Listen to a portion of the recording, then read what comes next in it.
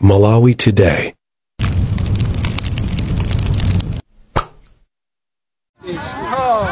Ambulance mene mukona kunguyoyi ndi mene muli thupi la bambo amene wapezeka kuti anaphedwa nkhalango ya Kaning'ina katikati mmenemo. Nanga ndi apolisi akunena kuti ana ake ndi akazi ake ndi amene anapanga plot yopha bambo amenewa. Tukamba pano afuula thupi limeneli ndipo apeza kuti thupi likwalokha komanso muna ziwalo zina zili kwazokha ndi aziita collect kuika mu coffin yake ili mmenemu kuti akaikeso akachite mwambo wa maliro mmene zimakhalira. Samkhalira kuchoka ku Nzuzu chimwe maseko ndi amene amajambula.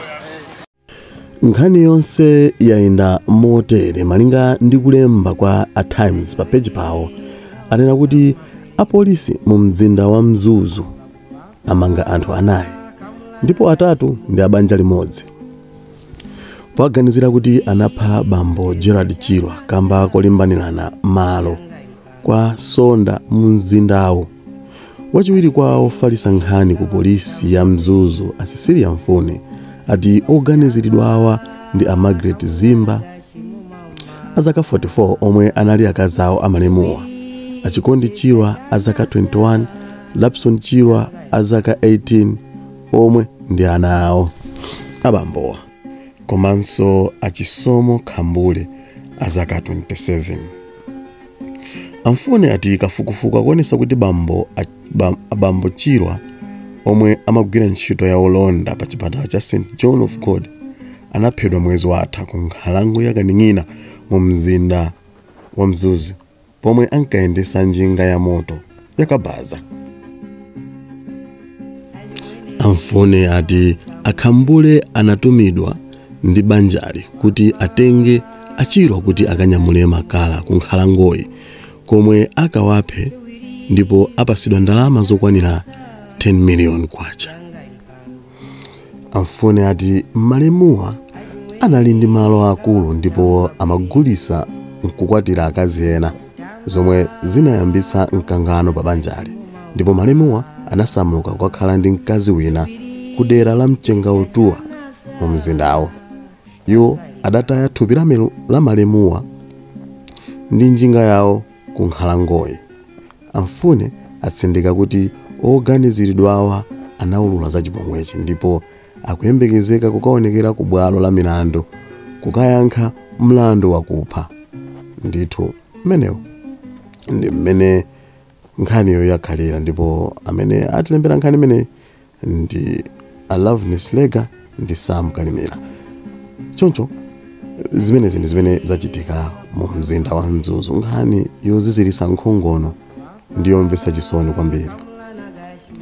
Abambo kuphedwa ndi banja lawo lomwe ndi ana awo omwe pachifukwa cha malo. Kodi kukhalako kumatero? Kodi inu mukuona kuti pamenepa olakwa ndani? Tinene kuti abambowa adalakwisa ndi iwowa pomagulisa malo nkumakakwatira azikazi ena?